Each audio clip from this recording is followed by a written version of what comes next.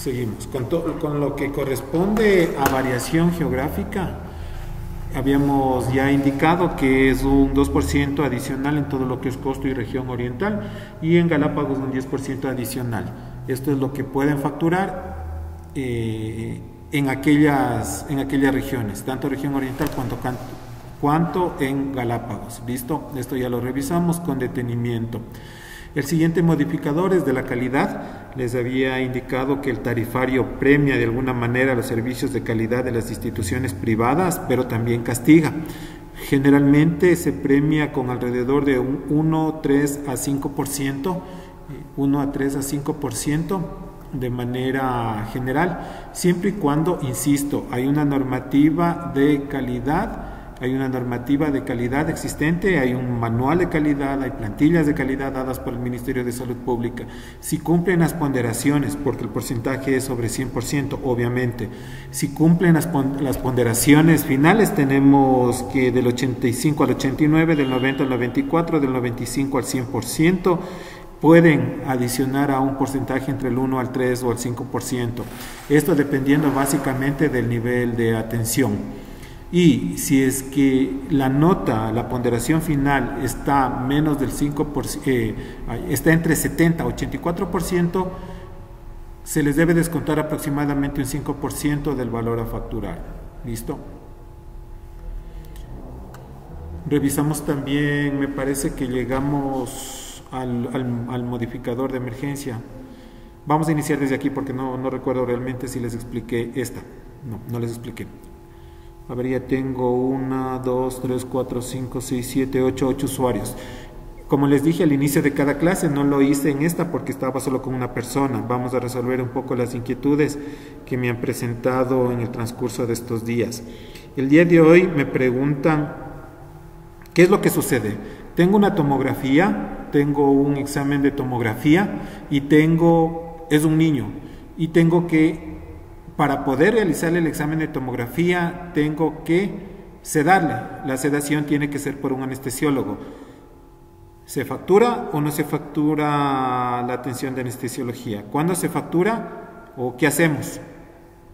Esa fue una de las inquietudes del día de hoy. A ver, ahí son varias consideraciones. En la parte pertinente, cuando ya lleguemos, eso es el motivo de ahora, esperemos que llegamos, sino el día de mañana, cuando ya lleguemos al tarifario en asunto de procedimientos de imagen, vamos a ver que en algunos procedimientos existen asteriscos. Para los que ya han manejado esto van a identificarlo fácilmente. Los asteriscos colocados son los valores adicionales que podemos pagar. Si en algunos casos habla de honorarios profesionales, por ejemplo, cuando se hace intervencionismo, a veces realizamos ciertos procedimientos en los cuales, a más del procedimiento común y corriente, se debe hacer alguna manera de intervención, eso no reconoce. Pero, de todas maneras, este valor ya está indicado en el procedimiento, en el CPT respectivo. En este caso específico no lo hay, porque yo le respondí a la compañera porque son múltiples aspectos que deben valorar. Ya, yo sé que necesita anestesio, ¿seguro? ¿Para qué necesita anestesio? Para que no se mueva, obviamente, pero no es lo mismo hacerle un examen a un niño de 3, 4, 5 años, que son obviamente por naturaleza inquieto, que hacerlo a uno de 12 años. Entonces, en algún punto puede haber un cierto conflicto de interés. Claro, porque obviamente solo por decirle doy al niño de 12 años, no, un niño de 12 años, porque todavía está considerado niño, puede quedarse quieto. Entonces, ¿se puede decir que es regla que a una tomografía se le debe hacer sedación a un niño? No, hay que valorar condiciones, y eso ya es condición del auditor. Eso es, y ahora me van a decir, claro, pero es que el auditor no estaba presente en el examen, y como yo les he dicho, generalmente auditoría se hace, no es en ese momento, sino es a posteriori. Pero tienen que revisar la historia clínica, pues, y ya les he dicho, uno de los puntos principales del tarifario, ya no es del tarifario, es del 0091, que dice, en el caso de que un auditor requiere información adicional para justificar un pago, tiene todo el derecho de pedirlo. En este caso yo sí preguntaría, a ver, primero, si es que no tengo acceso al pedido, de qué edad es, cuál es la patología, porque no es lo mismo, pues obviamente una fractura que algún proceso interno, varía mucho. La pregunta es, ¿me permite la norma pagar? Sí, sí permite pagar la normativa, pero siempre y cuando sea justificado. En este caso, ¿se justifica la anestesia al niño? Se la da. ¿No se justifica? La objetan. Esa fue una de las preguntas de esta semana. Otra pregunta, me preguntaban, el momento en que yo realizo un pedido, ¿necesito los 4 dígitos de la CIE? No, no necesito que esté totalmente específica. ¿Por qué? Porque generalmente los 2 primeros caracteres, no dígitos, dígitos son números. Y recordemos que la CIE 10 no es numérica, es alfanumérica. Los 2 primeros caracteres que se encuentran dados en el formulario, o sea, como CIE 10, son suficientes. El primero no tanto, aunque el primer carácter nos indica el capítulo. Si han revisado la CIE se dan cuenta que la primera es en función del capítulo. El segundo ya me indica un poco más específico la patología a la que hace referencia. Entonces no es necesario que estén los 4, con que estén los 2. El asunto es que ustedes puedan determinar la veracidad, porque obviamente, estamos hablando de en el april, se justifica si hay un diagnóstico de una hipertensión de una I, claro, pero si hay un diagnóstico que empieza con Z, que son servicios diferentes, que son cuadros no encasillados, no, pues para nada, pues una Z no tiene nada que ver con una I, la I es un poco más general. Sin embargo, no podría ser al inicio motivo de objeción. Recordemos, no se puede objetar solo porque se nos ocurre objetar. Podríamos poner a modo de observación, si es que el CIE no queda muy claro, para poderlo exigir la próxima revisión. Me hacían también otra pregunta más, me indicaban la factibilidad de los procedimientos, caso específico. Se presenta a un paciente que tiene traumatología. Por A, B o C circunstancia, el derivador, la entidad derivadora no se encontraba, obviamente porque tuvo algún problema, un problema de casa, tuvo alguna calamidad doméstica, no estaba. Entonces, el financiador que tenía que dar el código, la oficina de derivación, no estaba. Por lo tanto, no pudo asignar un código de validación. ¿Qué hacemos? Porque el prestador no le quiere recibir sin un código. ¿Qué hacemos? La respuesta está en el 91. Recordarán ustedes que decían que el código de validación dado por una entidad de la red pública es automáticamente vinculado para las otras instituciones. Es decir, si en este caso era el Ministerio de Salud el que tenía que dar el código de validación y no lo pudo dar, el IES, el ISPA o el ISPOL puede darlo. Y es validante, obviamente tienen que correr, ya les he dicho, tienen que ver. Con el Ministerio de Salud Pública no hay ningún inconveniente. ¿Por qué? Porque la atención es universal, pues. La atención es universal, no así el Ministerio de Salud con el IES. Antes de dar un código debe cerciorarse que ese paciente tenga derecho. Entonces de ahí ya siempre les he dicho, la persona que pone el código de validación es la que asume la autorización de pago. En este caso, como era un paciente del ministerio, no hay problema, porque al final el ministerio asume toda cobertura. Al revés, si era un paciente del IES, qué sé yo, era mi compañera del área de derivaciones que no pudo venir por, no sé, por cualquier circunstancia, ¿puede dar el código del ministerio? Sí, el 91 dice que lo puede dar, pero ojo, corre el riesgo, porque ¿qué tal ese paciente IES? Era un afiliado voluntario que ese momento perdió el derecho, no estaba con derecho, entonces no puede soportar el gasto del IES. Entonces, ¿se puede dar los códigos? Sí, se puede dar siempre y cuando ustedes puedan certificar la validez de derecho. ¿Listo? Esas fueron las 3 inquietudes de estos días. Continuamos. A ver, habíamos visto ya todo lo que es los modificadores. ¿Hasta ahí alguna pregunta? No, continuamos. Dígame. ¿Cómo está? Buenas noches. Dígame.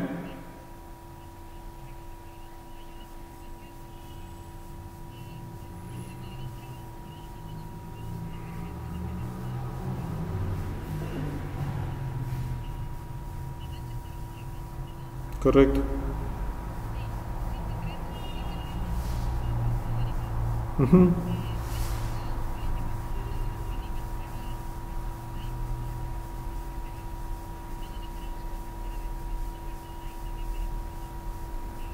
Uh-huh.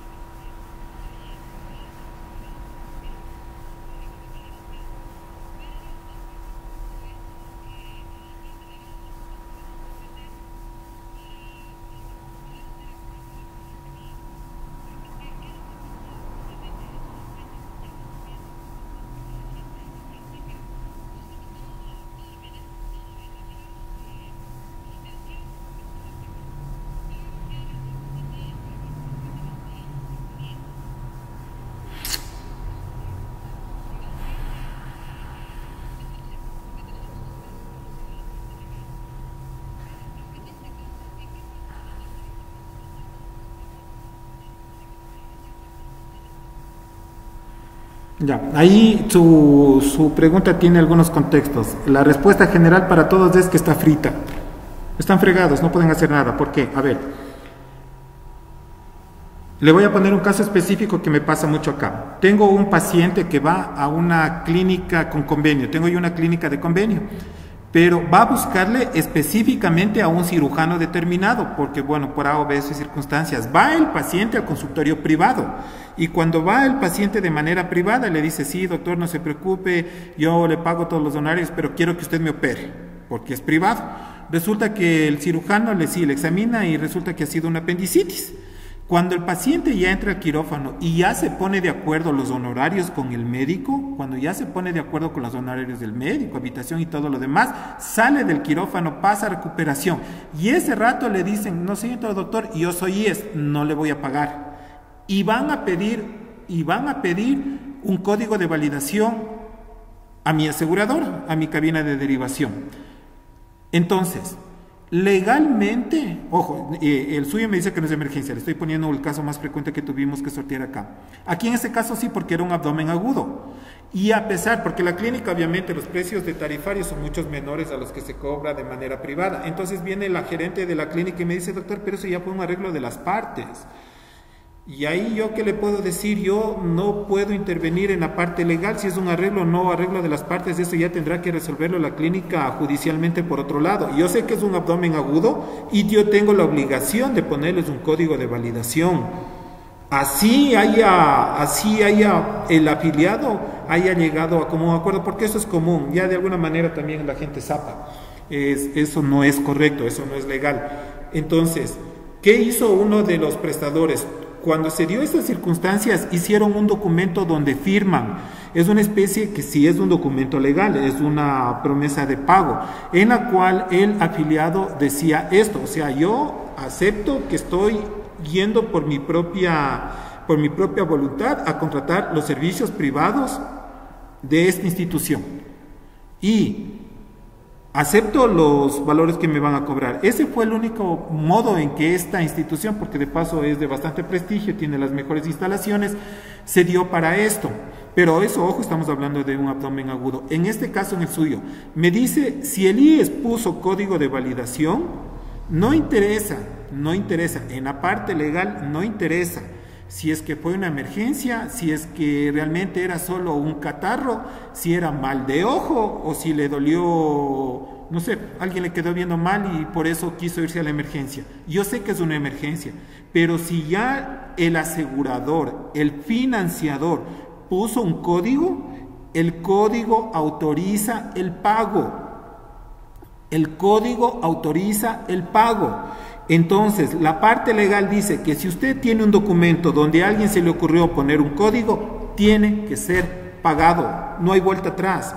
Ya les dije yo, en alguna ocasión tuve un problema con una compañera que no vio la calificación de derecho y el paciente por mala suerte le puso el código de validación, el paciente, y ojo, estamos hablando que sí ameritaba atención de emergencia, se fue con su código de validación.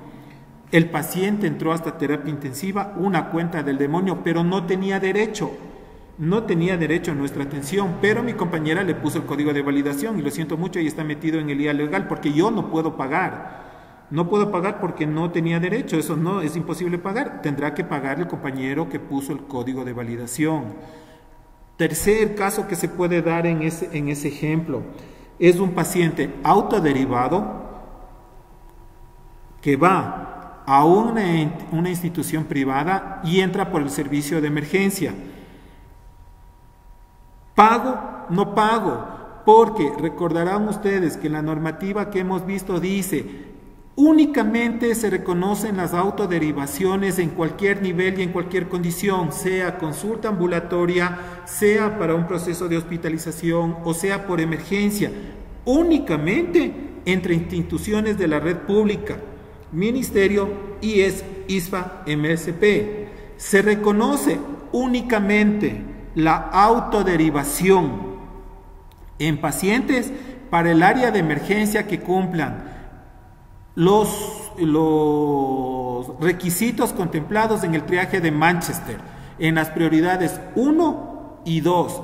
Si es que va un paciente autoderivado, por eso es muy importante, usted en su servicio de emergencia en cualquier clínica deben tener triaje. ¿Quién determina el grado de emergencia? Es del área de triaje. Y toda institución debe tener triaje. El triaje es obligatorio, así sea en una clínica de 2 camas como en el hospital de 1000 camas. El triaje es una parte esencial del servicio. Si usted no tiene área de triaje, usted no puede ofertar en su cartera de servicios del área de emergencia. El triaje tendría que haberle indicado, primero, para eso es del área de triaje, clasificar el anexo, el nivel de prioridad 1 o 2 del triaje de Manchester y haber determinado. Y el triaje indicarle al paciente que no va a poder ser reconocido. Cualquiera de esos 3 casos pueden aplicarse en su ejemplo.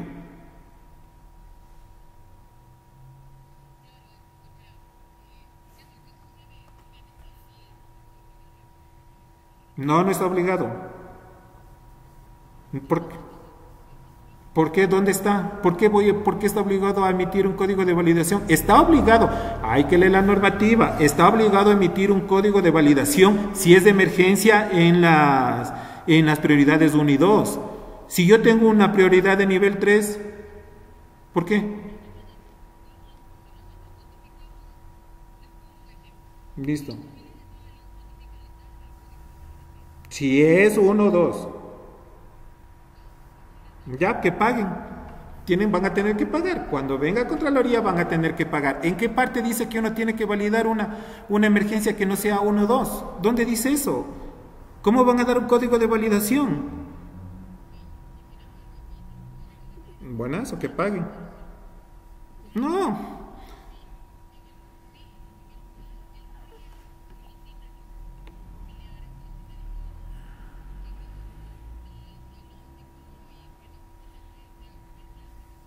Chuta, si es... Permítame decirle que a lo menos si es del funcionario está frito, porque por lo menos el IES tiene muy clara el concepto de emergencia que es en función de la resolución CD 317 y dice, el documento validante es del 008. No existe, ya les he dicho en serio, no existen los oficios en ninguna parte, ni del 91, ni del 217, ni del 00, de todos los que ustedes quieran, en ninguna parte existen los oficios. Los oficios no son documentos validantes. El oficio de alguna manera se utiliza anterior del IES cuando uno quiere solicitar una autorización. A ver, ejemplo, tengo un paciente que necesita diálisis, que vive en Ambato. El paciente, ojo, vive en Ambato, pero resulta que Ambato no tiene dializadora y me la mandan a Riobamba. ¿Cuál es el documento habilitante? El documento habilitante es del 0053 para todo lo que son hemodiálisis, ¿no es cierto? Entonces, para venir donde mí, es decir, para que reciba las diálisis en Chimborazo, yo pongo el código de validación en el 0053. Sin embargo, por cortesía, y más cortesía por norma, debería ser por norma, la directora de salud de Tungurahua, porque somos 2 directores diferentes, me envía un oficio a mí, indicando, por favor, yo, doctora Andrea, le solicito a usted, doctor Vargas, sírvase autorizar la prestación de hemodiálisis de una afiliada de Ambato en la ciudad de Riobamba, pero porque somos de 2 zonas diferentes. Pero yo no voy a colocar el código de validación en el oficio de la doctora, por Dios, eso es una locura. Yo coloco en el 0053. En este caso, en ninguna parte, por Dios, díganme en qué parte dice que uno tiene que dar un código de validación. ¿Dónde está eso? Se tiene que validar la emergencia autoderivada siempre y cuando las prioridades sean 1 y 2 del triaje de Manchester. ¿En dónde dice que debe ser de los demás? Así que si el compañero o compañera lo está haciendo, va a tener problemas y muy graves.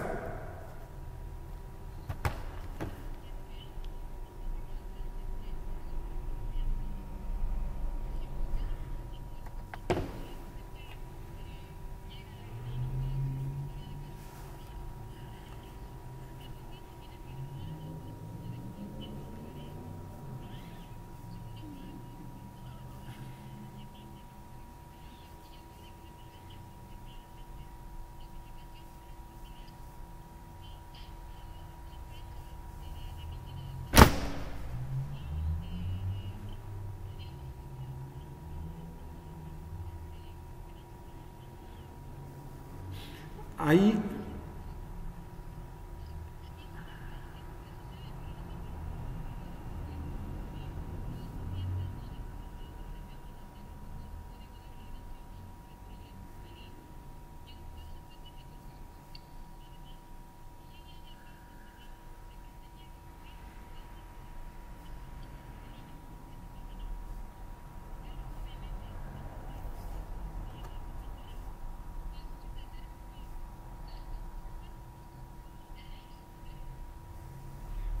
la normativa es legal. No hay donde, ahí vuelta me llama la atención algo. El rato que usted firmó un pagaré, si el afiliado firmó un pagaré o cualquier persona para recibir una atención en el servicio de emergencia, mañana le denuncian y le clausuran la clínica. No puede, es ilegal, bajo, y revisen el 91, y hablamos, cuando hablen de la parte de auditoría de seguros privados en instituciones privadas, por favor revisarán bien ese punto. Bajo ningún concepto, ninguna institución de salud puede hacer firmar recibos, comprobantes, débitos, dejar tarjetas, encomiendas, lo que usted quiera. Eso es ilegal y es prohibido. Usted no puede hacer eso. Un triaje no puede, porque le demandan y le cierran la clínica, así de sencillo. No puede, eso es imposible. Si usted me dice, ya, ahí voy, no puede. Ya les dije, finalmente, ¿qué contempla la Ley de Derecho y Amparo al Paciente? Que si un paciente, alguien está con el micrófono prendido, por favor que lo apague porque me está dando bastante interferencia. ¿Qué dice finalmente la Ley de Derecho al Amparo al Paciente? Dice que si por alguna ocasión la clínica no puede recobrar la atención de ese paciente, será debitado del impuesto, de la declaración del impuesto a la renta. En este caso, no interesa que haya oficios, no interesa lo que dice el uno o lo que dice el otro. Hay una normativa legal que se llama Acuerdo Ministerial 0091 y hay algo que se llama tarifario. Sobre eso no está absolutamente nadie. No está absolutamente nadie. El hecho de que un juez diga un algo, ojo, eso no es instancia definitiva, porque en la parte legal hay instancias de apelación. La última son las cortes, son cortes nacionales. Así que lo que a mí me diga un juez no es validante, porque mi abogado puede apelar a una instancia superior y así sucesivamente. Así que ojo, no me digan que lo que dice un juez hay que cumplir. Son apelaciones sucesivas que uno se tiene. En este caso, el compañero que emitió el código, insisto, dígame en dónde dicen que uno tiene que la obligación de dar un código. El compañero de la institución que emitió el código de validación está per se diciendo yo voy a pagar eso. Y lo siento mucho, si no era código de validación, va a tener que pagar. Esto es legal, lamentablemente esto se vuelve legal. ¿Sí? Listo. Mande. ¿Cómo está?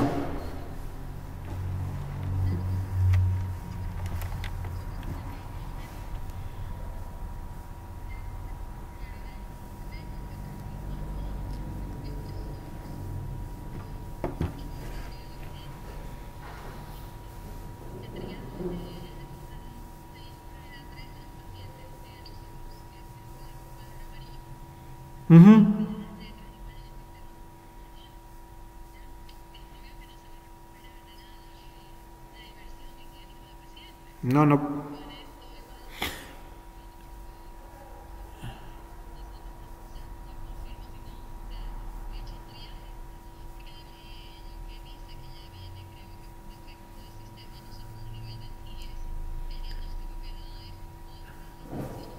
Ajá.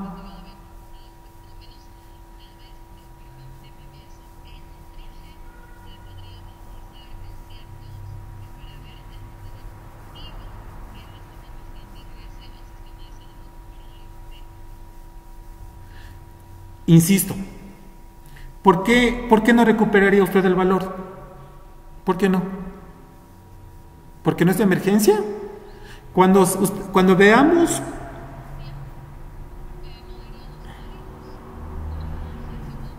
Ya, si no, pero estamos hablando de un prestador privado, ojo, estamos hablando de una clínica privada, estamos hablando de un paciente que va a una clínica privada que tiene una amigdalitis que no es 1 o 2.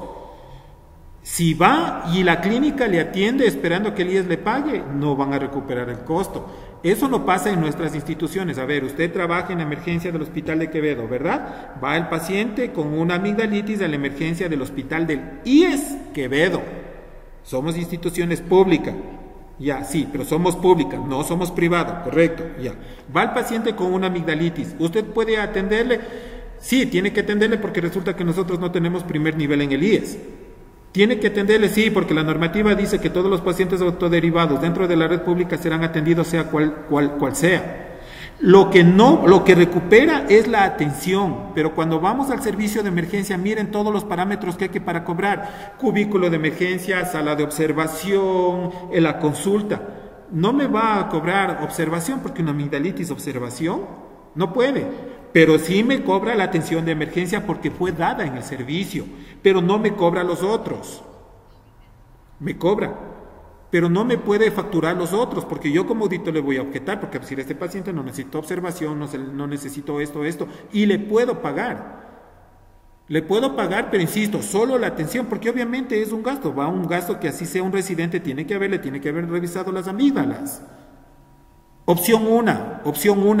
Opción 2, pero eso ya les dije, lastimosamente no lo cumplen a nivel nacional, esto de que tienen que mandar el archivo plano totalmente separado, diferenciado, lo que es emergencia, lo que es ambulatorio, lo que es hospitalización, lo que es prehospitalaria, no lo están haciendo. Ahora se da cuenta, una de las ventajas de así hacerlo, que este paciente pasa a facturarse a consulta externa.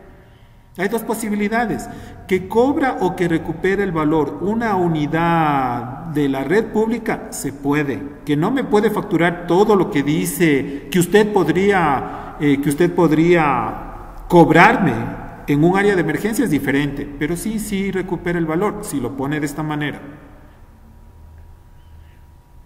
¿Sí? Ya. Vamos, empezamos a hablar con lo que es modificadores del área de emergencia. En el área de emergencia tenemos un valor adicional en los hospitales de segundo nivel y de tercero. No es el de primero porque obviamente se supone que las unidades de primer nivel no disponen de servicio de emergencia. Ahí viene algo que todavía queda en el aire. Los servicios de emergencia son preestablecidos y debe indicar, y eso sí es auditoría de terreno, no me pueden poner me ponen en una sala, me ponen 2 sillas, un shailón y un rótulo afuera que dice emergencia. Yo discutí eso con una clínica, me dice, doctor, pero eso dice emergencia. Pero le digo, si a mí no me interesa que diga emergencia, porque yo también cojo en mi casa, me pinto un letrero y pongo afuera emergencia. El área de emergencia es aquel sitio que debe estar establecido, aunque no lo crean, aunque parece absurdo o ilógico pensar. Es muy común que alguien quiera hacerlo. Entonces el área de emergencia está contemplado con todo lo que es mínimo tener un coche de paro, las tomas de los gases medicinales a las paredes. Por cierto, los cilindros ya no son viables, eso ya debe desaparecer en las unidades de salud. Debe tener el soporte de un cuarto crítico, uno de cuidados intermedios. Y eso no es de emergencia. Cuidado, estén reconociendo. ¿Por qué? Porque cuando ustedes van a ver en el tarifario por una emergencia, sobre todo en la parte privada, se reconocen algunas cosas. Y el momento que usted está reconociendo y no hizo valoración de terreno y realmente es una sala con 2 sillones y que alguien le colocó el rótulo de emergencia, van a tener inconvenientes. Entonces, el modificador de emergencia, primero, por eso está dado en niveles, en unidades médicas de nivel 2 y 3, porque obviamente el primer nivel de atención no posee este servicio. Esto va para la parte privada y que nunca nadie cobra, porque nadie cobra. Nadie se ha dado cuenta de que existe esto. Se puede pagar un 10% adicional en el servicio del paciente.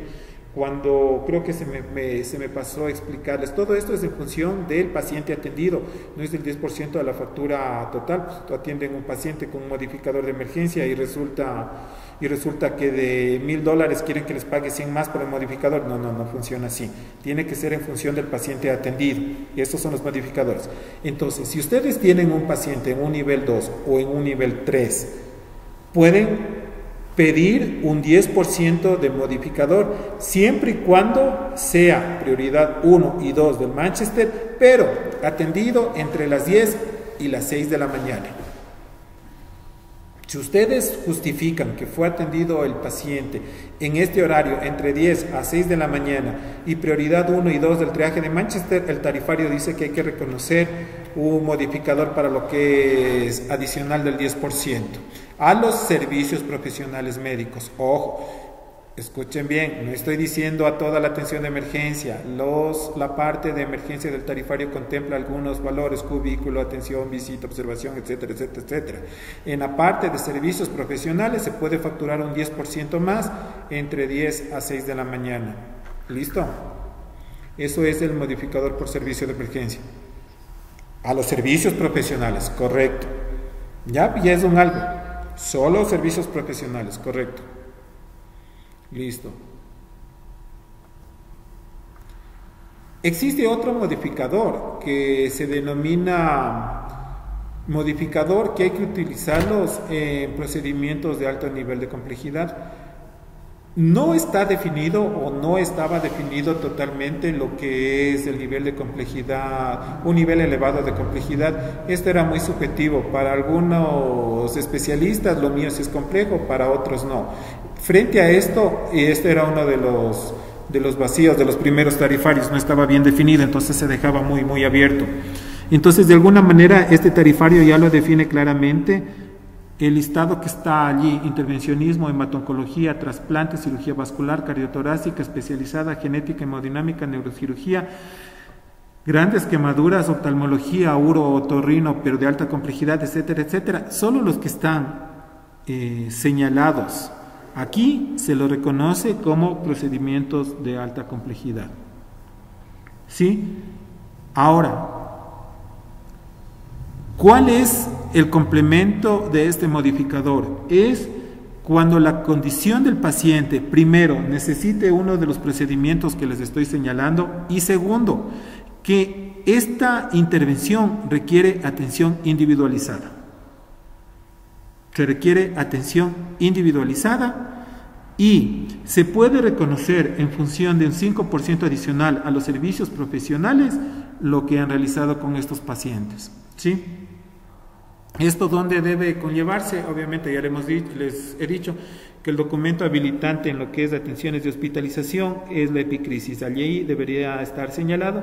La otra opción es que los auditores tenemos la obligación de hacer auditoría de terreno a los expedientes cuando no nos convenzca lo que está en la epicrisis.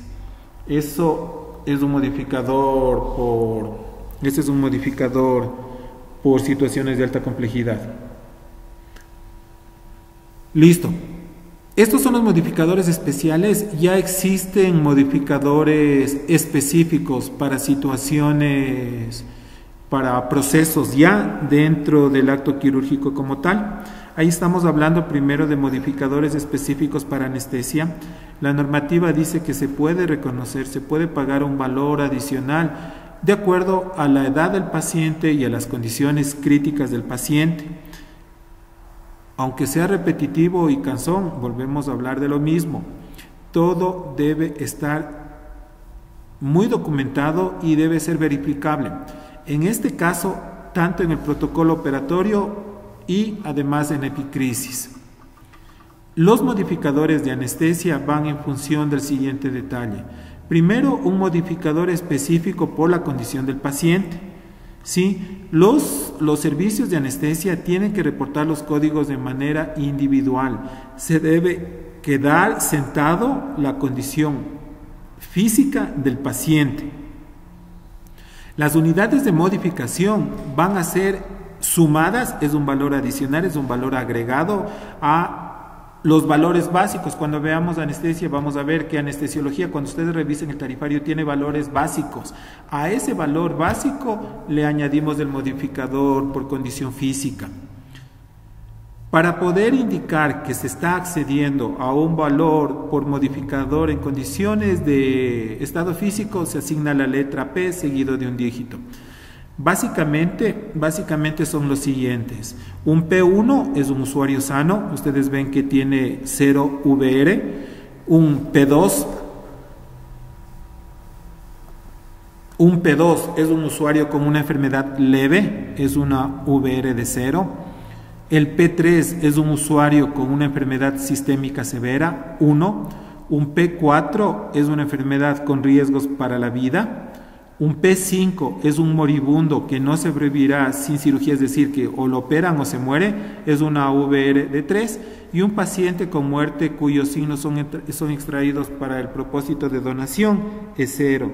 Entonces, a este valor, si ustedes tienen un paciente que ustedes indican que necesita atención quirúrgica de emergente, el máximo modificador adicional es 3.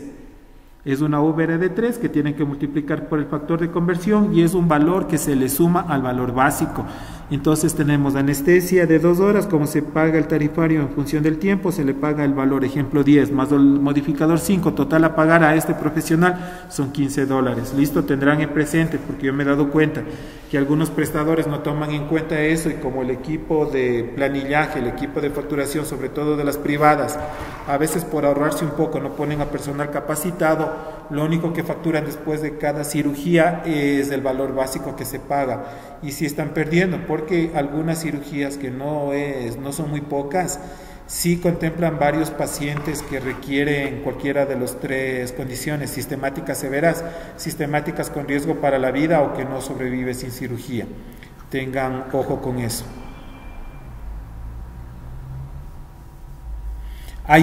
De la misma manera tenemos, hablamos que los modificadores de anestesia son generalmente en 2 partes, el primero por condiciones físicas y el segundo por edad.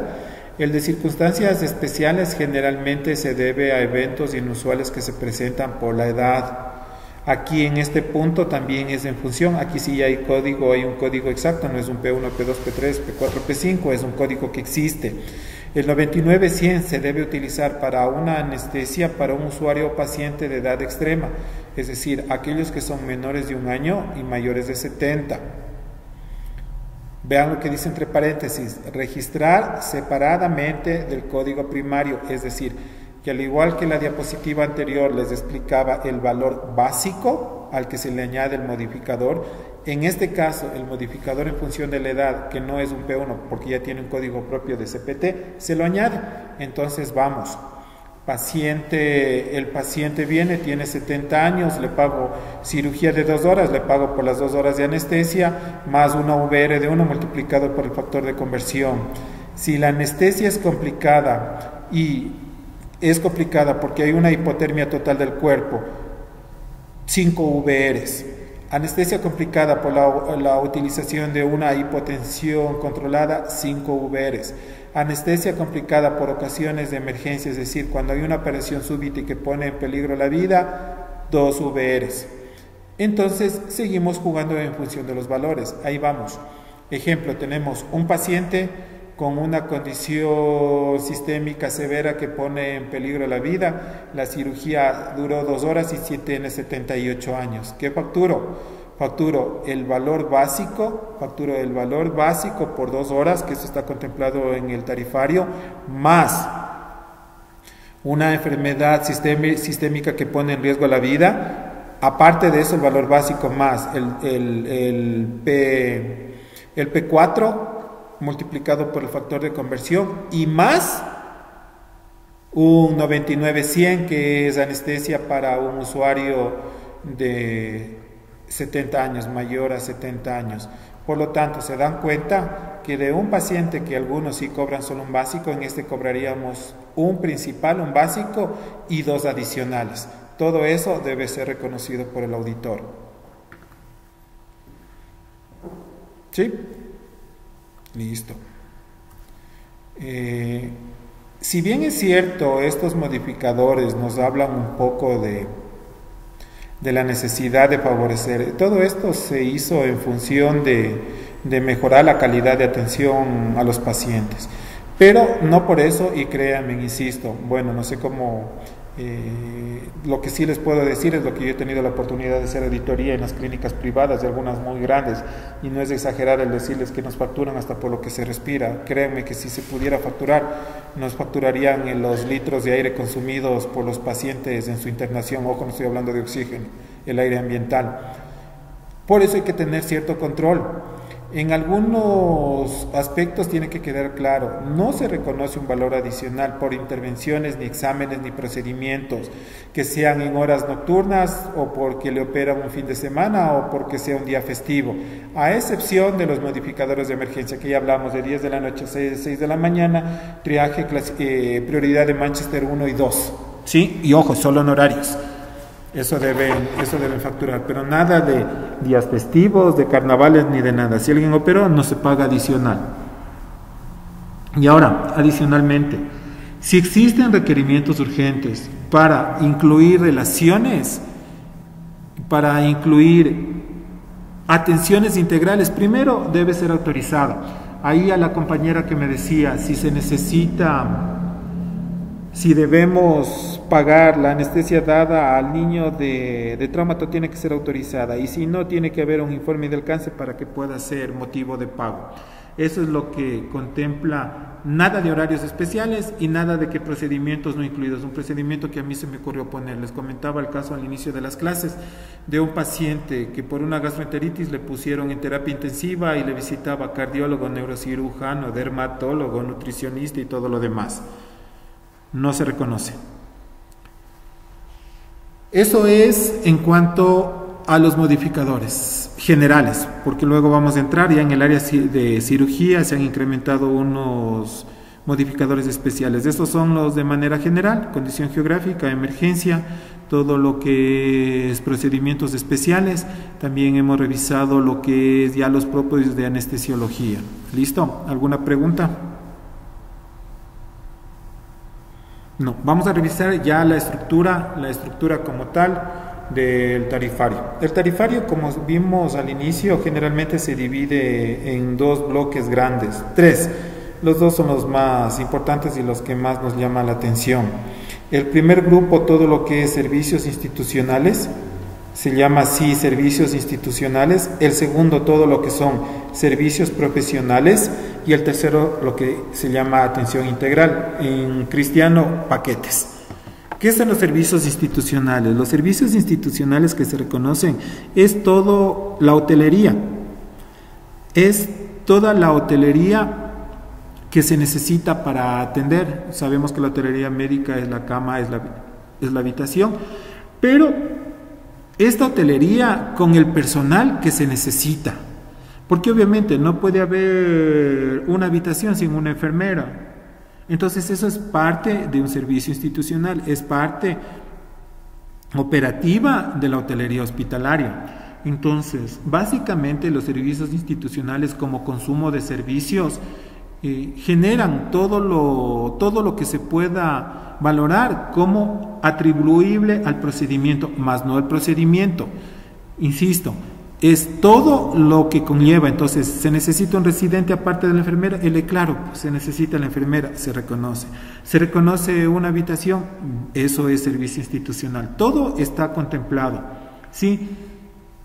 Todo lo que es talento humano, excepto, como dice, servicios profesionales, que eso sí entra en una sección específica del tarifario. Entonces, ¿qué es servicios institucionales? Es empleo del área física, el equipamiento, el material de uso colectivo. Recordarán ustedes que ya vimos en el 91 que se considera como con qué se puede pagar y qué no se puede pagar, y de uso múltiple, que puedan todos los materiales de uso colectivo y de uso múltiple que puedan ser utilizados en uno o varios eventos, no medibles unitariamente, que no es factible su identificación individual y no operacionales, tales como mantenimiento, seguros, pagos, seguros públicos, cable, luz, etcétera, etcétera, etcétera.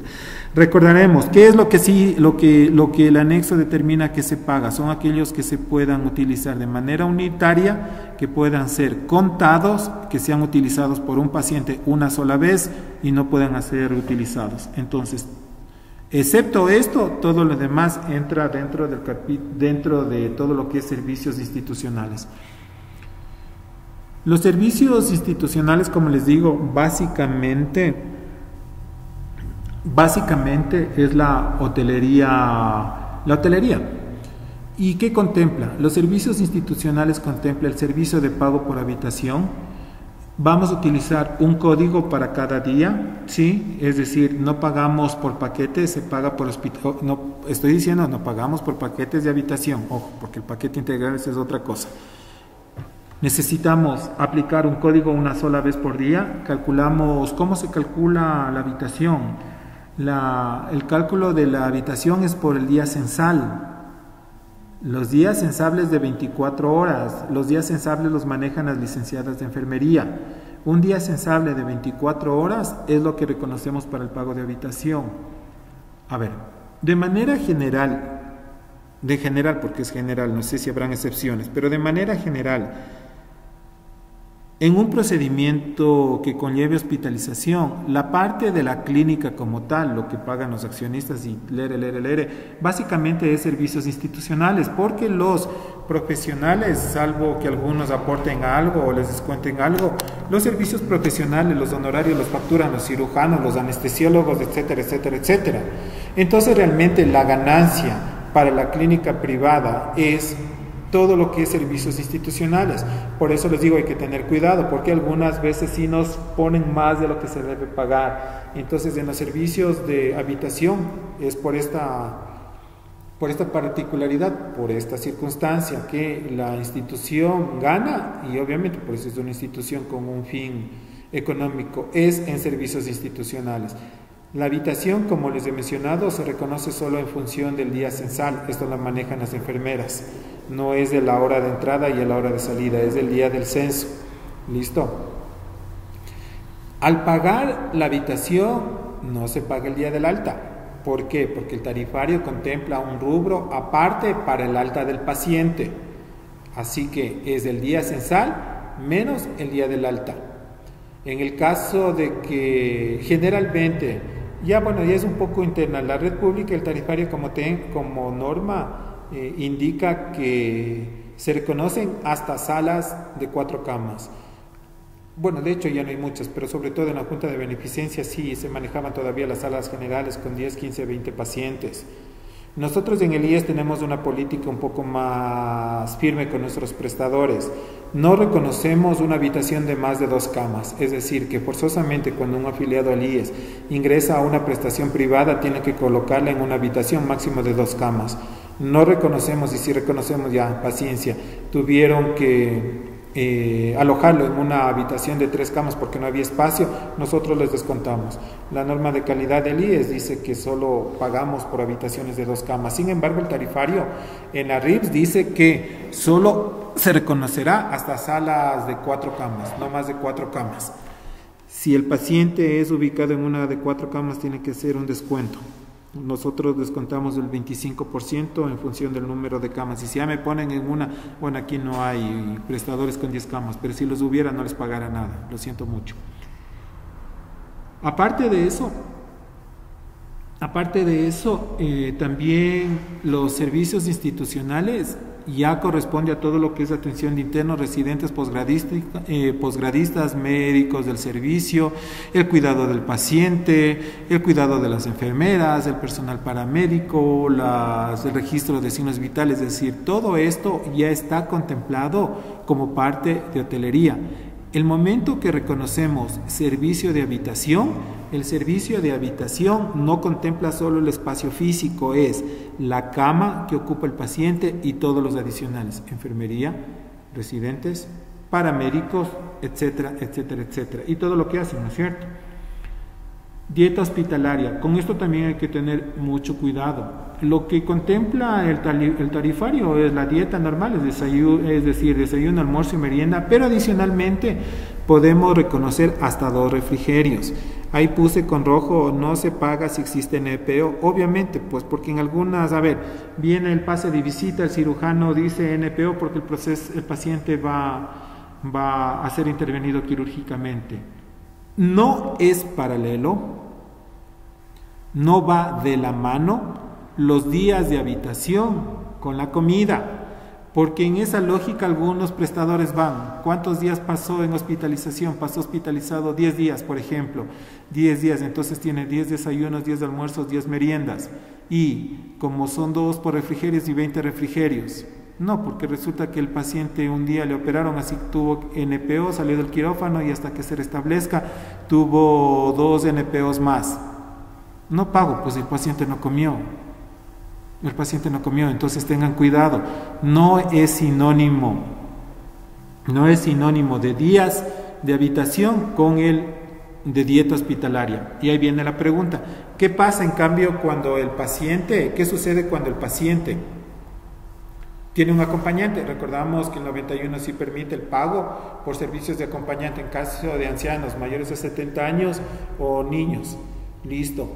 Y ahí se le conoce, claro, pues en un caso que tiene la culpa el familiar de que el hijo o el papá tuvo que entrarse a operar y por eso está en NPO. No, eso sí se reconoce.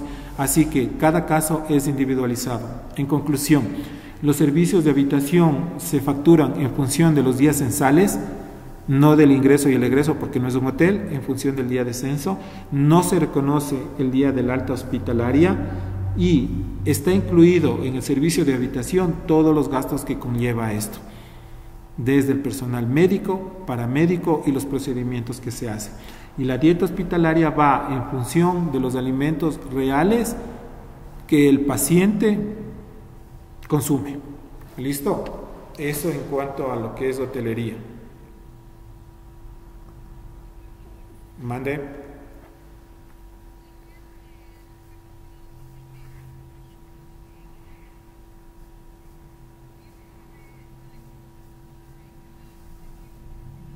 Uh-huh.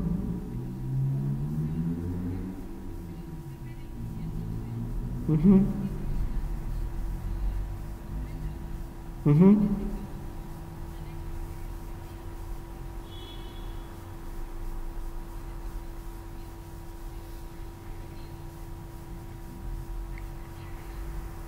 No puede pagar, no se reconoce el día del alta.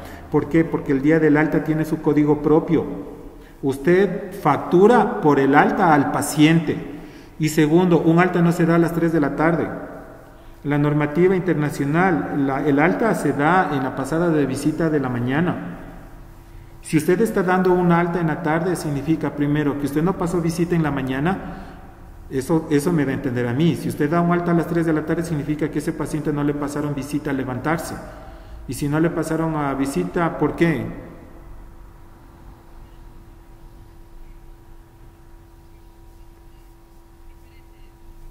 Uh-huh.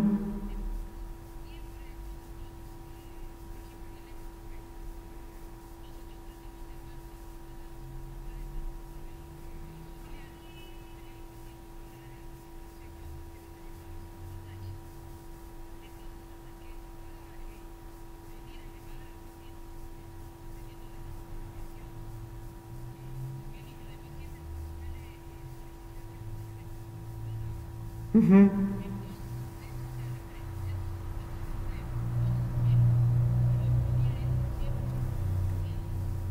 Ya, entiendo ya. Entonces, insisto, son excepciones a la normativa. En todo caso, yo plantearía las cosas al revés. ¿Qué no tendría usted derecho a cobrar? ¿Qué no tendría derecho a cobrar? Primero, el día censal empieza. ¿Cuándo empezó el día censal de este paciente? Listo, a las 3 de la tarde le dieron el alta, ya entiendo. ¿Cuándo fue el censo? ¿A qué hora se aplicó el censo de la licenciada? Eso debería considerar, porque si el censo, ¿a qué hora fue el día censable? Insisto, el día censable no es día calendario, no es que empieza a las 00 horas y termina a las 11:59 de la noche, no. ¿A qué hora es el día censable de la licenciada para ese paciente? En función de eso y calculando, por eso dice, a ver, ¿por qué no reconoce el día de habitación al alta? Porque como yo le decía, se supone que en el pase de visita de la mañana, y no, el pase de visita es a las 7, 8 de la mañana, ya exageremos a las 9 de la mañana, exagerando, ya más de las 9 de la mañana, eso ya no es pase de visita. Ya, entonces ahí es donde se genera el alta, y ya empieza todo el proceso para hacer el papeleo, que las indicaciones, que el procedimiento administrativo, que retirenle el yeso, que no sé qué, eso es lo que reconoce el tarifario. Eso es lo que reconoce el tarifario. En este punto yo vería en su caso, primero, cómo está el censo de las enfermeras, cómo considera el día censable, si hay un margen productivo. El tarifario lastimosamente no contempla las excepciones, contempla las generalidades. Yo sí pagaría, yo sí cobraría esto apelando que, primero, insisto, pero teniendo claro el censable, ver el tiempo transcurrido y ver que durante ese tiempo ameritó cuidados porque obviamente, que es lo que reconoce la habitación, el cuidado del residente, de la enfermera, de los paramédicos que le toman exámenes, que le toman control de signos vitales, todo eso reconoce el día de habitación. Entonces, en este caso que salió a las 3 de la tarde, yo justificaría indicando que se realizaron todas esas actividades, la toma de signos vitales, lo que el residente le vio, lo que la enfermera le administró medicamentos, etcétera, etcétera, y por eso estoy solicitando me paguen el día de habitación, el 50%, y aparte yo pido que me paguen el alta hospitalaria, porque ya le digo, el alta hospitalaria, ¿qué contempla? No contempla lo de los residentes, no contempla las indicaciones, contempla que ya le hagan el último chequeo, que le retiren puntos si es que hay que retirarle, hacerle la última curación, despachar el medicamento de farmacia con la que se va a la casa, etcétera, etcétera. En este caso yo sí apelaría por los dos, pero insisto, con un informe indicando que este paciente, las horas que estuvo, qué sé yo, de 8 a 1 o 2 de la tarde, tuvo toda la atención de enfermería, de residentes, de paramédicos y con todas las actividades. Sí.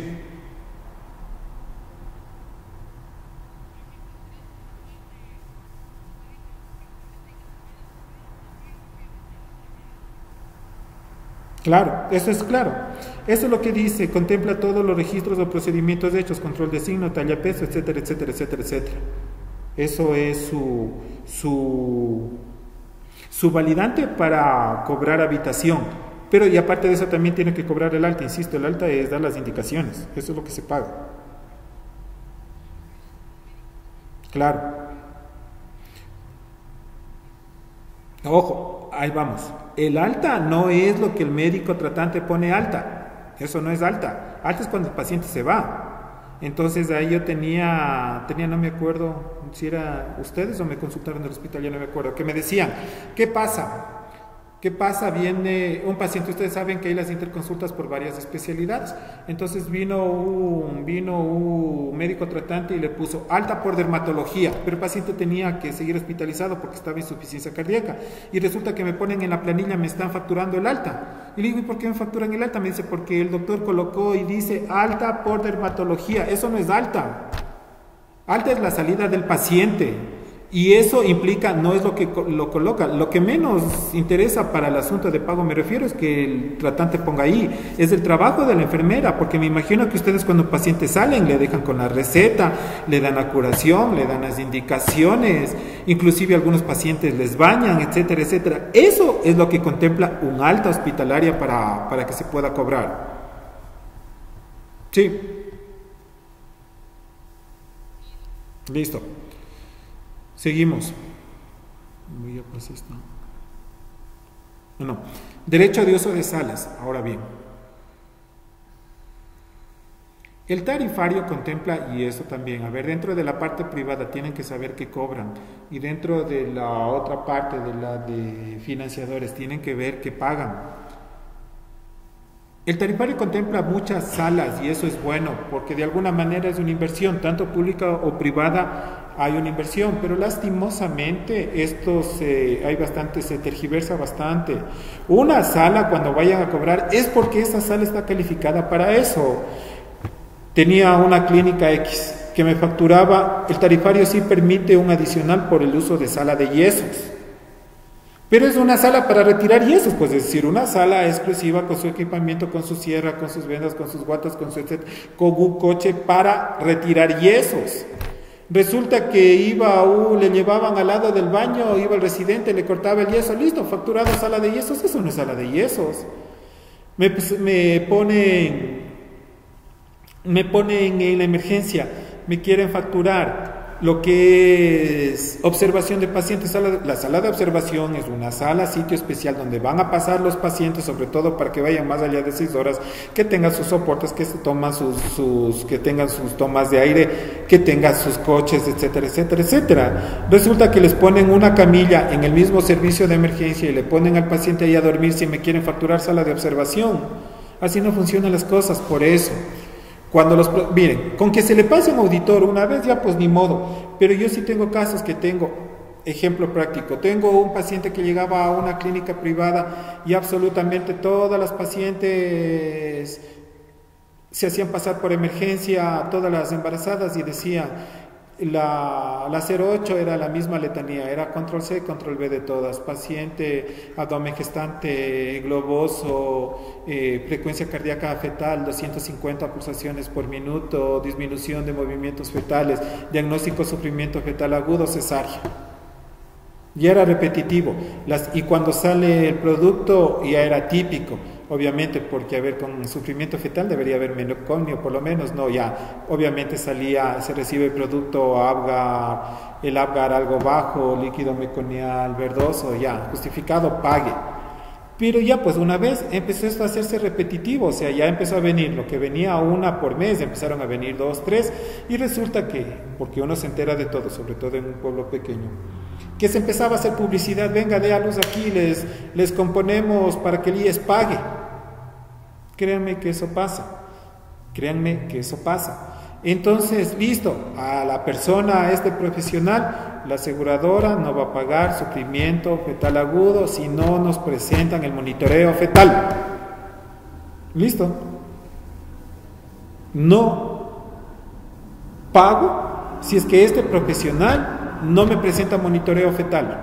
¿Qué me puede decir? Nada. De hecho, él tendría la obligación, si él a lo menos se puso un centro privado que publicita atención de emergencia a las 24 horas obstétricas y que no tenga monitor fetal, entonces sabía que se iba a meter líos, así que mejor dejó de enviar los pacientes. Se me bajó de nuevo el promedio de unas 4 semanales, de nuevo vuelvo a la 1 mensual. Y viene con monitoreo. Entonces, ¿a dónde quiero ir? Que el derecho, cuando se les quiera cobrar o que ustedes quieran facturar una sala, es porque realmente la tienen. Si no, corren el riesgo de que en una auditoría alguien haga una auditoría de terreno y resulta que ustedes estuvieron pagando por algo que no realmente prestaba el servicio. Los derechos de uso de sala varían en función de los procedimientos, si son identificables. ¿Qué se paga en el derecho de sala? En el derecho de sala se paga tanto el espacio físico cuanto el aporte de talento humano, residentes, personal de enfermería, el área física y el equipamiento. ¿Qué no contempla? No contempla servicios profesionales. ¿Listo? Eso se paga aparte. Pero el derecho de uso de salas contempla todo lo anterior mencionado.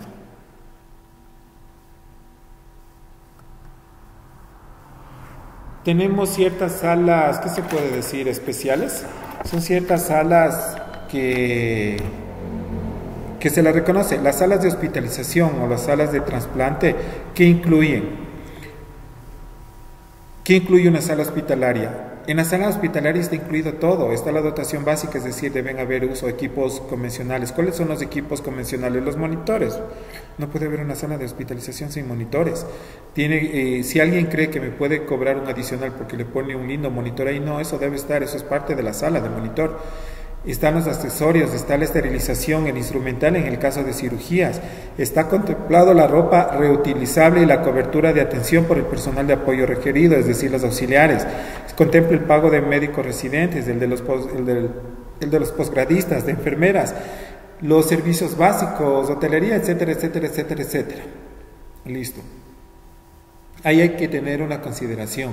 Cuando hablábamos hace un momento, que recordarán usted que una compañera me decía, pero resulta que nosotros utilizamos unas batas especiales para el cirujano y aquí está diciendo que se reconoce todo. No, eso no se reconoce.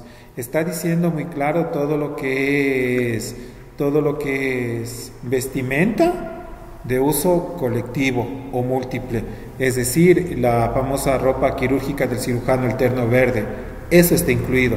Es decir, que ustedes no pueden facturarme por cada vez que el cirujano se pone la ropa verde, eso es parte del reconocimiento de la sala. Sí, esta ropa especial descartable que se utiliza porque es unitaria, se utiliza una sola vez y se la puede identificar. Entonces, ¿esto se factura independientemente? Sí, eso sí se factura independientemente. ¿Listo? No se confundirá con el uso de la ropa propia de quirófano. Otra sala interesante es la sala, también se les denomina los cubículos. Hay tanto para adultos, adolescentes, pediátricos y neonatales. En algunos, el tarifario contempla. Yo realmente en lo que llevo de práctica no he visto un cubículo especial para adultos ni para adolescentes. Generalmente sí para neos y para pediátricos. Generalmente existen solo atención diferenciada para lo que es niños y neos. Listo. Sin embargo, el tarifario sí está contemplando salas especiales para adultos o salas especiales para adolescentes. ¿Qué incluye? Incluye todo lo que son las camas de posición, camas multiposición, el empleo de materiales, esto es repetitivo, todos los materiales que puedan ser utilizados en varios eventos, ejemplo, sablón, alcohol y todo eso. No es que ustedes puedan facturar al mililitro, esos varios usos. Se puede utilizar en la sala de los neos, también incluye todo lo que son las incubadoras y material redundante y materiales obviamente de uso colectivo. Es interesante porque aquí viene algo que puede llegar a ser preocupante. ¿Cómo ustedes pueden determinar si se necesita una sala especial? Aquí me ha faltado solo el título, me comí, que es condición para el uso de una sala de terapia intensiva. ¿Cuándo ustedes determinan que el paciente amerita terapia intensiva? Ojo, cuando yo les conté en la auditoría que hice hace como 10 años, en esta clínica que le subieron a terapia intensiva, el limitante era que primero no había red pública, tampoco había 091 y tampoco el tarifario tenía todas las reglas de ahora. Era el asunto más como que por ética y que por lógica. Una gastroenteritis en terapia intensiva, o sea, ¿por qué? Pues no había documento legal. Este tarifario, el anterior también ya contempla, pero eso sobre todo es un poco más específico. Y el único criterio para que ustedes puedan reconocer que el paciente amerita terapia intensiva son los criterios de Apache 2. Es la indicación de cuidados intensivos, eso dice textualmente el tarifario. La indicación de cuidados intensivos será valorada por el Apache 2. Los Apache, ustedes conocen, son los criterios de valoración de gravedad. Y aparte de eso, con el score del sistema de intervención terapéutica, el TIS 28.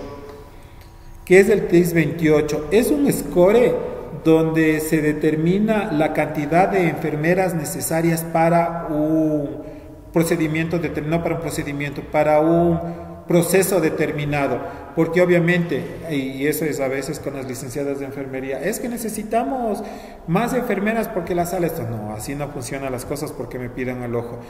La asignación de gravedad de un proceso para la atención en el área de enfermería está dado por los criterios de TIS, el TIS 28, que es el que está en este momento en la actualidad. Entonces, cruzan y sopesan todo lo que es criterios de Apache con el score obtenido en el TIS 28. Revísenlo, ahí está una medida en la que ustedes puedan justificarse por el uso de terapia intensiva, ¿sí? Ahí es cuando su soporte legal para autorizar terapia intensiva.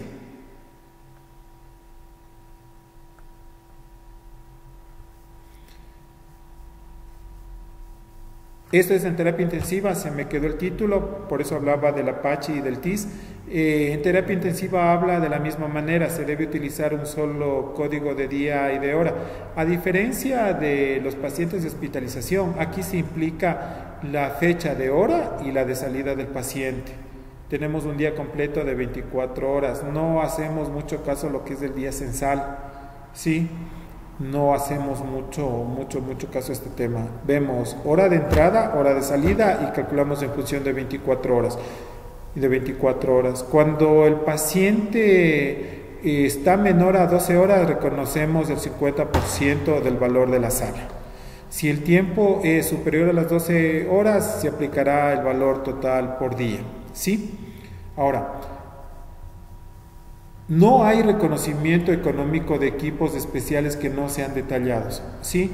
Y el oxígeno y los gastos medicinales, ya habíamos hablado, eso es por normativa general, están facturados de manera unitaria, ¿sí? Entonces, en conclusión, la sala de terapia intensiva primero se factura en función del horario de entrada, de salida, no es día censable, es 24 horas. Pagarán, si está menor a 12 horas se paga el 50% del día, si está mayor a 12 horas se paga el día completo. Y para poder tener el criterio de si amerita o no amerita terapia intensiva es en función de los Apache 2 y tienen que correlacionar con los TIS 28 del área del SCORE para necesidad de atención en enfermería, ¿sí? Eso es con lo que es terapia intensiva. Aparte de eso, tenemos una sala de cuidados intermedios. Mucho ojo con lo que ya les dije anteriormente. Los cuidados intermedios se facturan siempre y cuando la sala esté dotada para el efecto. Esta sala, como ustedes saben, es tanto para pacientes adultos cuanto para pacientes pediátricos. La diferencia con la de cuidados intensivos es por la ventilación mecánica generalmente. Si ustedes no tienen ventilación mecánica en una sala, por más que se pongan de rodillas, eso no es terapia intensiva. Doctores que tenemos todo menos ventilación mecánica. Si no tienen ventilación mecánica, lo siento mucho, eso es no terapia intensiva y tiene que facturarse como sala de cuidados intermedios. Eso es la diferencia. Y de una vez, y también, al igual que la terapia intensiva, ¿qué paciente necesitamos? Porque bueno, van a decir ya, chévere, la gastroenteritis, en la lógica, ¿no? Porque me hayan facturado una terapia intensiva. En la misma lógica, la gastroenteritis ya no me van a facturar en terapia intensiva porque ya no les dejo. Pasémosle en cuidados intermedios. No, no funciona así tampoco. Está claro, la indicación de cuidados intermedios es igual, en función de los Apache 2 y de la TIS 28. Revisen la normativa.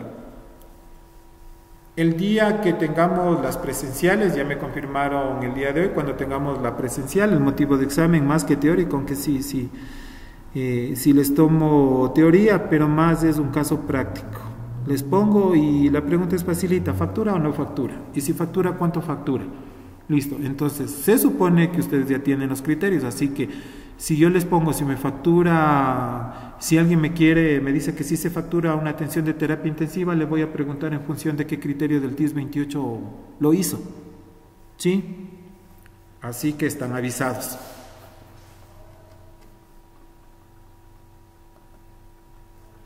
Tenemos una sala que también se denomina de quemados. Ojo, ahí ¿qué les puedo decir? El acápite principal es que la sala de quemados, dígame, ¿cómo está? Buenas noches. Claro.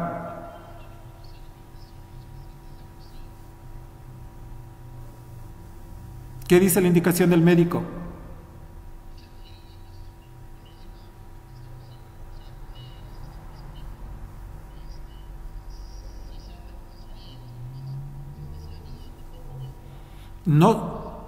No se reconoce si está en NPO, pero si el paciente, solo en NPO, pero si el paciente está comiendo, así sea, ahí le pongo yo a usted una pregunta, ¿reconocería la dieta líquida?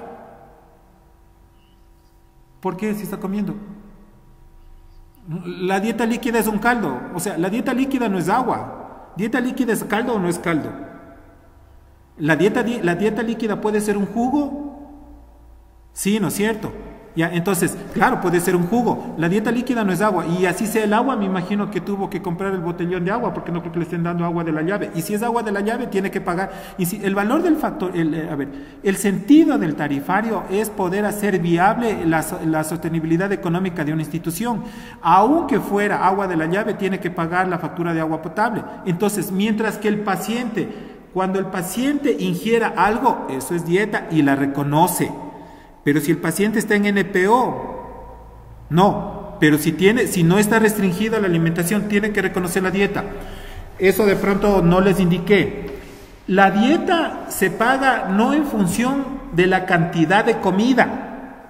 No, porque por ejemplo, a un hospitalizado por fractura de cúbito, chévere, necesitan proteínas, le dan medio chancho, un cuarto de pollo y todas las proteínas que pueden. Ya, al otro pobre que está con, no sé, salido de una colelab, en el primer día solo puede tener colada de manzana y punto. El tarifario no contempla lo contundente de la comida, contempla el servicio de comida. Entonces, en este caso, vale lo mismo por el festín del uno y por la colada de manzana del otro. Se reconoce, el tarifario reconoce. Si en terapia intensiva le están administrando como alimentación, ojo, como alimentación, le están administrando algo, sí tiene que pagar, doctor. Listo. Vamos, la sala de quemados tiene una particularidad. La sala de quemados tiene que ser hospitalaria. No hay sala de quemados ambulatorias. Si a alguien se le ocurrió poner un negocio y dice tenemos sala de quemado ambulatorias, no funciona así, pues porque necesita, si es una sala de quemado, significa que tiene quemadura en una buena parte del cuerpo, se descompensa, se deshidrata, ¿y qué hace? ¿Dónde corren en el ambulatorio? Entonces, para que ustedes puedan reconocer una sala de quemados, primero debe estar localizada en un sitio de hospitalización. Segundo, tiene que ser exclusivamente de quemados. Aunque no lo crean, pasa. La sala ahí común, o sea, es como sala de juego, donde hay ping-pong, billar, cartas, ajedrez, damas, y ahí mismo. No, aquí no funciona así. Hay una sala para quemados, una sala para yesos, una sala para cuidados intermedios. No es que tenemos una sala donde aquí le meto todo. No, eso no funciona, eso no reconoce el tarifario. La sala de quemados tiene que estar exclusivamente para este tema. El derecho de sala incluye la dotación básica, el uso de equipos convencionales, los accesorios, todo lo que es de esterilización y todo lo que es instrumental. Se aplica como de acuerdo al censo diario. Ahora bien, la sala de quemados obviamente es para pacientes que son críticos. ¿Qué pasa cuando el paciente sale de la fase crítica? Debemos aplicar el código de cuidados intermedios. Ojo, como les digo, ya chévere. Ustedes, si están dentro del financiador, se supone que debieron haber hecho previamente para contar los servicios con una clínica, debieron haber hecho la inspección y sí, tienen su sala de quemados solo para quemados.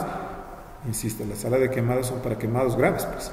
¿Qué dice el tarifario? Si ese paciente que está internado en una sala exclusiva para quemados, el paciente sale de su estado crítico, deben reconocerlo como 50% al salir del estado crítico, de un cuidado o a manera de un cuidado intermedio. Es decir, la sala de quemados se transformó en una sala de cuidados intermedios. En una sala individual, sí el 100% en una sala de quemados, si no, 50%. Es otra salvedad, insisto, la sala de quemados, el tarifario paga la totalidad solo si son habitaciones individuales, no contempla salas de más de una cama. Obvio, son pacientes que son susceptibles de un proceso séptico, entonces más de una cama no se reconoce, así que no pueden reconocer una quemada de 4 camas, no funciona eso, no existe. Listo, y si ya sale del cuarto crítico, tienen que facturar como sala de cuidados intermedios, ya no como sala de quemados. Vamos con la sala de urgencia y la de emergencias. La una pone en riesgo eminentemente la vida y la otra no. Listo, eso ya son conceptos generales que uno maneja en la profesión. La sala de emergencias, ¿qué contempla? Cuando uno me factura, ¿qué contempla?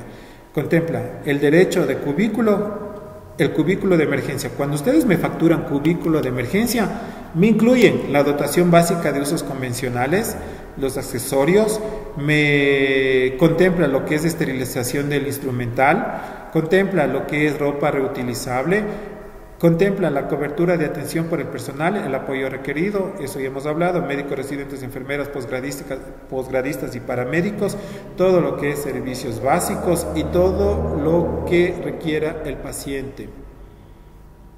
¿Qué lo incluye la sala de emergencia? El uso de equipos especiales. ¿Cuáles son equipos especiales? Existe un anexo que son considerados como tal. Aquellos equipos que no están dentro de uso común en la sala de urgencias, eso no se reconoce. El tarifario indica, aunque eso es normativa de la Organización Mundial de la Salud, un paciente no puede estar más de 6 horas en el servicio de emergencia. Cuando el paciente está en la sala de emergencias menor a 6 horas, se reconoce todo el valor del cubículo. Cuando sobrepasa las 6 horas, solo se reconoce como sala de observación. ¿Listo? Eso tiene que tener muy claro. Si el paciente está 6 horas, se reconoce el 100% del cubículo de emergencias, porque el cubículo de emergencias es bastante caro. Si el paciente pasa de 6 horas, ya no reconocen el cubículo como tal. Lo que reconocen como sala de observación, que tiene un valor menor, a pesar de que esté en un cubículo de emergencia.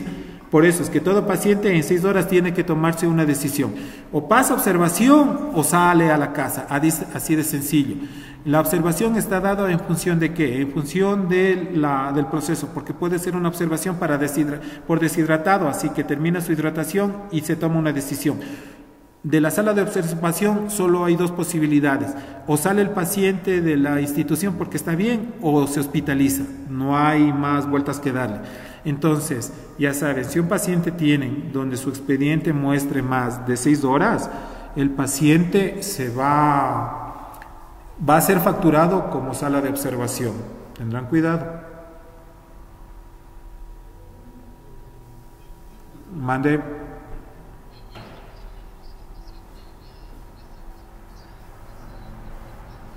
Ya.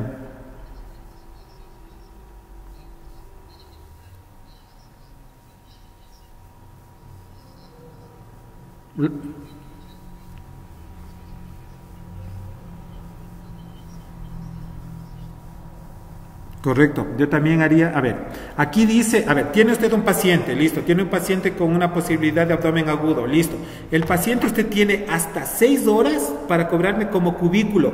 Si el paciente, pero estoy hablando del cubículo, a ver, veamos, la emergencia está organizada, usted tiene una sala que se llama cubículo de emergencia con todos los monitores y como les dije, la sala de observación es otra, es un espacio físico independiente del cubículo de emergencia.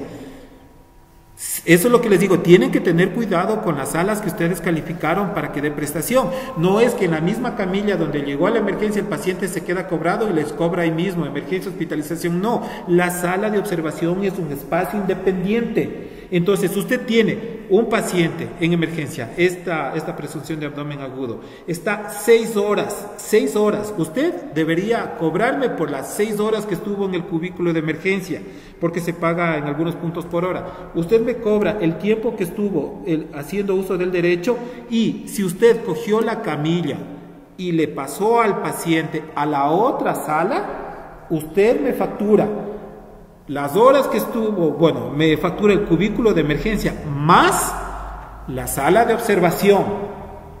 Si es que el paciente pasó físicamente de un lado al otro, el paciente, obviamente, yo la clínica tengo que cobrarle, yo le cobraría, págueme el cubículo, págueme la sala de observación.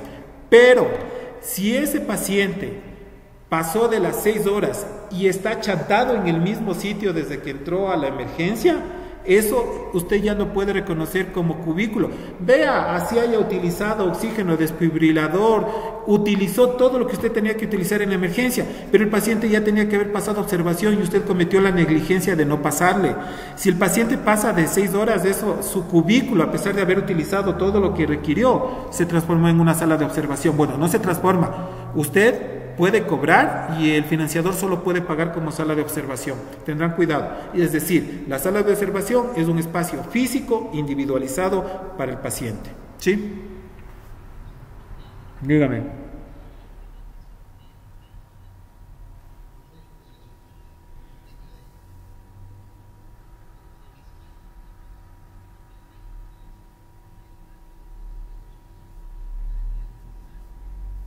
¿Quién dijo eso? No. Correcto. Sí. Claro, es una sola. No es hospitalización. El día censal es en hospitalización. El día de censo es de la hospitalización. A ver, hemos visto, el día censal es en hospitalización, en sala de quemados. En sala de terapia intensiva y de cuidados intermedios no se utiliza día censable, sino fecha en la que ingresó, hora en la que ingresó, hora de salida y calcula en función de las 24 horas. La observación no es censable porque el paciente no está ingresado al hospital. Por eso no es día sensable. Por eso cuando usted habla de camas, no es las camas totales del hospital. Mi hospital no tiene 120 camas porque unas son sensables y otras no son sensables. Las camas sensables del día censal, cuando usted dice mi hospital tiene 120 camas, son 120 camas sensables, son 120 camas del servicio de hospitalización. A estas se adicionan las que existen en observación de emergencia, porque las de observación de emergencia no son sensables. Y ahí viene otro punto, insisto. Auditoría de facturación termina siendo auditoría de calidad, porque si me pusieron que en el supuesto que quieran cobrar 2 días de observación, ¿por qué 2 días de observación? ¿En qué proceso, en qué entidad patológica emergente? Porque se supone el paciente ingresó por el servicio de emergencia. Si el paciente ingresó por el servicio de emergencia y le observaron, ¿cómo puede estar un paciente observado 48 horas? 48, el tiempo prolongado en una sala de observación es para un procedimiento específico como hidratación, pues el paciente entra en emergencia, está hecho waffle porque está deshidratado. Yo no le puedo tener en el cubículo de emergencia hidratándole, pues. Puede ser 6 horas, listo, pasó las 6 horas, pasa al cubículo de observación hasta que esté en hidratación. Otro criterio, listo, tengo un absceso donde los exámenes y el cirujano no mismo cree, pasémosle su observación por abdomen agudo, pero no puede estar en 48 horas de observación porque no significa que no hay alguien que tome una decisión. Porque si ya va a estar más de 48 horas, ojo, eso ya no era observación, eso era consulta externa. Eso era consulta externa, porque si va a pasar ahí acostado, observación es observación, ojo, no es atención. La sala de observación dentro de la tipología del ministerio no amerita gases, coches, paro y nada de esas cosas, porque es observar. Si el paciente ya estuvo 48 horas, eso a mí ya me suena a consulta externa, porque no se le dio el alta y que entre por consulta externa. Esto también es calidad, ojo, son 2 cosas que también hay que valorar. Mande, dígame, alguien me iba a preguntar algo. Mande, alguien me iba a preguntar algo más.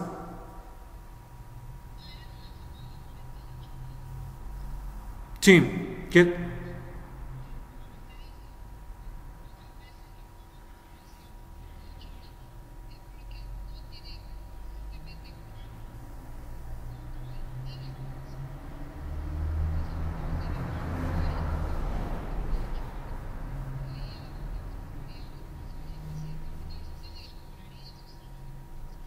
Yo no pago eso, yo no pagaría eso porque, insisto, observación, usted observa la condición del paciente.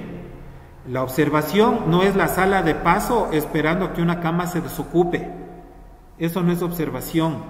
Entonces, lo que es correcto es decir, yo no tengo capacidad instalada de hospitalización, este paciente tiene que ser derivado a alguien que pueda atenderlo. Esto, insisto, esto ya no tiene nada que facturación, porque sí, podemos decir el criterio de 48 horas. Esto estoy hablando estrictamente en el criterio de calidad, auditoría de calidad del servicio. No es un hotel, o sea, la sala de observación no tenemos en un hotel esperando para que se desocupe una cama, esperando que le den el alta. Y si no le dan el alta, si justo ese paciente, el momento que tenía el alta esperada, tuvo una complicación de última hora y no le dan el alta que le dejamos otro día más, eso ya es auditoría de calidad, ¿sí? Listo.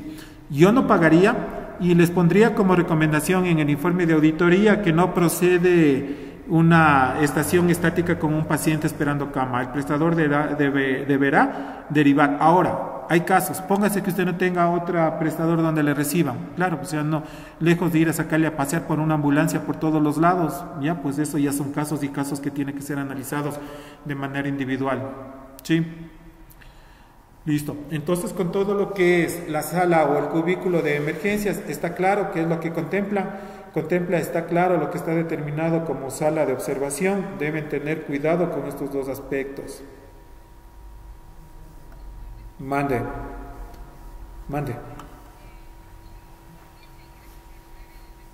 ¿Sí?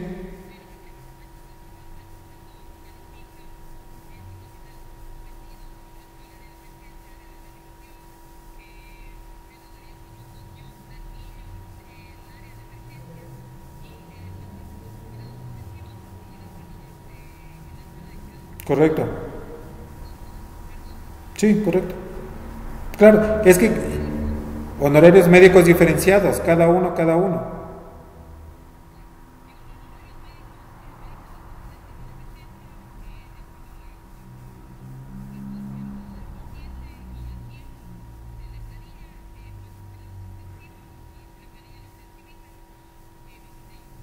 Claro, correcto, sí. Sí, ¿por qué? Porque lo que contempla el tarifario es no solo, a ver, no solo es del nivel de conocimiento, porque tengo algunos especialistas que se me van a resentir, aunque ustedes saben que entre los médicos, los cirujanos y los intensivistas creen que son la mamá de Tarzán. Pero un posgrado es un posgrado, un médico familiar es un médico especialista en medicina familiar, un intensivista es médico especialista en terapia intensiva, cada uno sigue sus posgrados.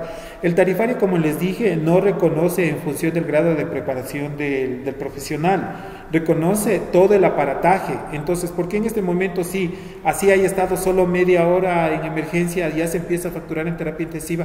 Porque el uso del mantenimiento de una sala de terapia intensiva es altísimo. La compra, la depreciación de los equipos de ventilación, de los monitores, de los desfibriladores, etcétera, etcétera, etcétera, etcétera, etcétera, es altísimo. Entonces, por eso contempla que estas salas se facturen de manera independiente, no en función del tiempo, sino, no en función, es decir, que si no pasé en emergencia a las 6 horas no reconozco, no. Contempla el tarifario, lo que procura reconocer es el empleo tanto del personal humano cuanto de la inversión realizada para mantener vivo al paciente. Sí, no hay problema. Vamos, ya empezamos con los derechos de uso de la sala de cirugía, el uso de quirófano. Para el sistema de cálculo, a ver,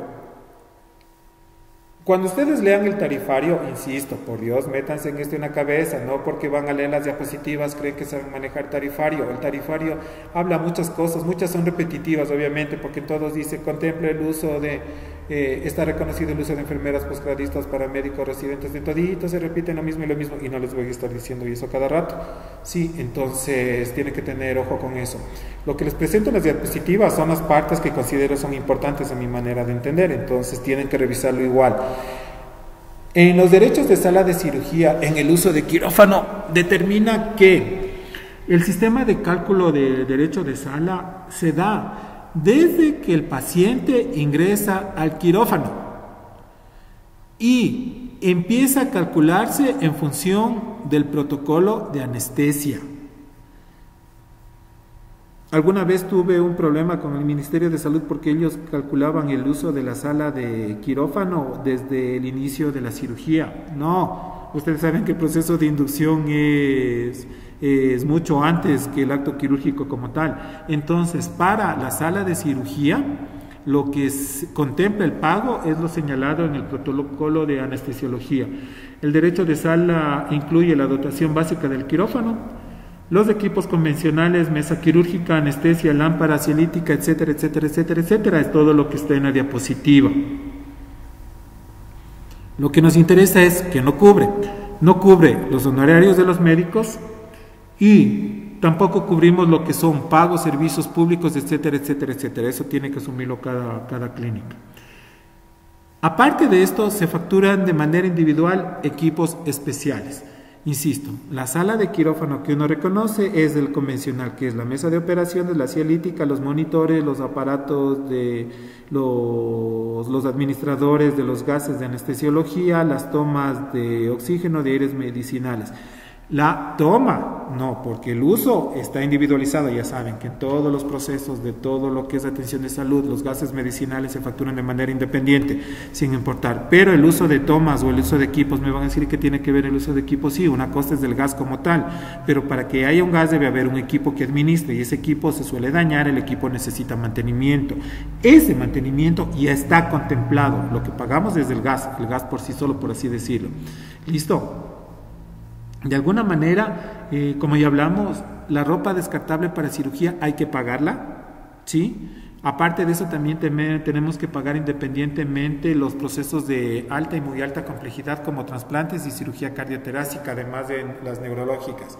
El manejo de quemados también está considerado como procedimientos complejos, por lo tanto hay que pagar aparte, se paga aparte. ¿Listo? Y Cuando nosotros tenemos una cirugía bilateral, luego vamos a ver en el caso cómo se reconoce lo que es cirugías bilaterales, todo lo que sea cirugías bilaterales y múltiples deben estar registradas en el protocolo operatorio.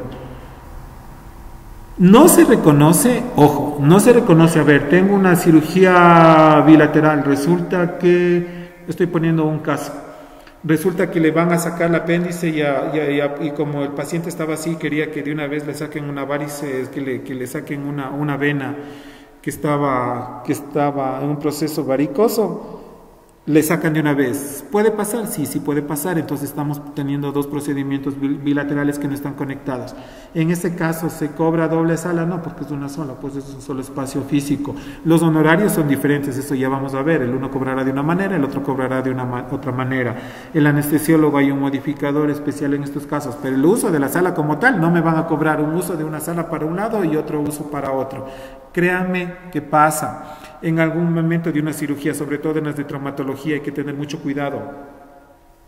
Las cirugías de traumatología hay que tener mucho cuidado, porque cuando estamos pagando, qué sé yo, por una lesión de meniscos, por una estructura de meniscos, el tarifario sí tiene ciertos procesos individualizados, como estructura del de un menisco anterior, y resulta que a mí me cobraban desde la incisión de apertura, la colocación del trocar, que también hay un código, porque obviamente si quiere hacer algún procedimiento, artroscopía, quiere hacer una artroscopía, tiene que ingresar, pues, y el tarifario reconoce eso. Entonces algún prestador alguna vez me quiso facturar, y yo le decía la analogía, a ver, usted me quiere cobrar una apendicectomía, el honorario profesional es por la apendicectomía, es decir, que saque el apéndice, pues, pero para sacar el apéndice tiene que haber cortado la piel, tiene que entrar al muscular, tiene que debridar grasa, tiene que cortar, tiene que entrar al músculo, tiene que separar para que pueda sacar el apéndice, pues obvio.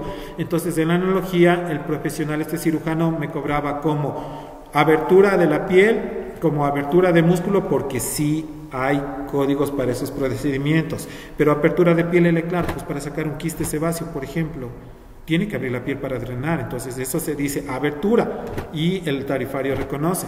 Entonces el profesional en su lógica me quería cobrar desde abre la piel, otro código para debridación de tejido, otro código para corte del apéndice, etcétera, etcétera, etcétera. Entonces, de manera general, lo que está contemplado en el uso de sala de cirugía es todo menos equipos especiales. En caso de cirugías bilaterales y otros se paga un solo derecho, no es conjunto. ¿Listo? Ok, por el día de hoy ahí quedamos. Esto es la clase del día. Mande.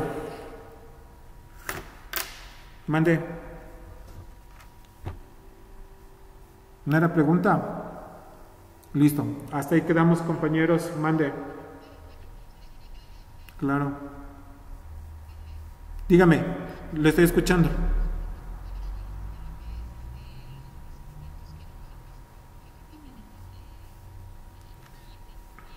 Sí.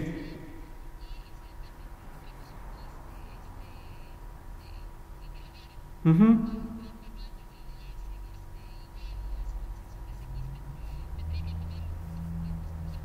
Sí. Sí, siempre y cuando.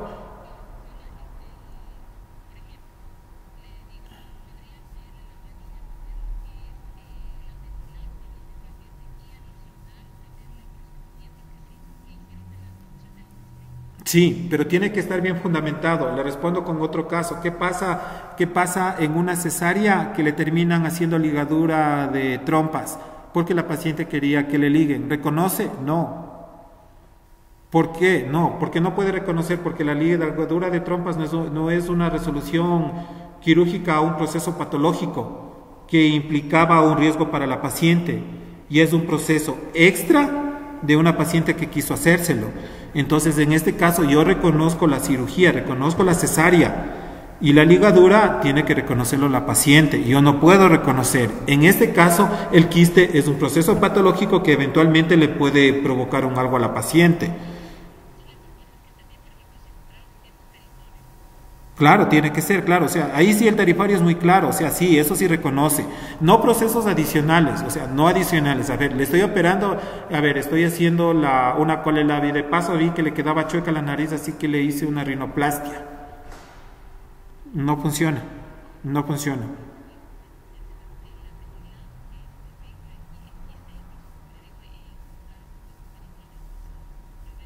Obvio, hay que hacerlo. Ahora, hay reglas específicas que ya nos toca en la clase de mañana, porque hay reglas específicas cuando se trata de dos procedimientos utilizando el mismo campo quirúrgico.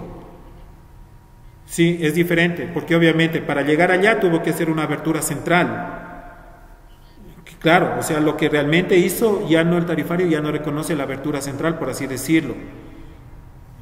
Reconoce el otro. Entonces sí hay reglas ciertas claras de procedimientos, de varios procedimientos cuando se utiliza la misma vía de abordaje. Pero sí se reconoce. Listo. Listo, gracias con todos. Nos vemos el día de mañana. Hasta mañana.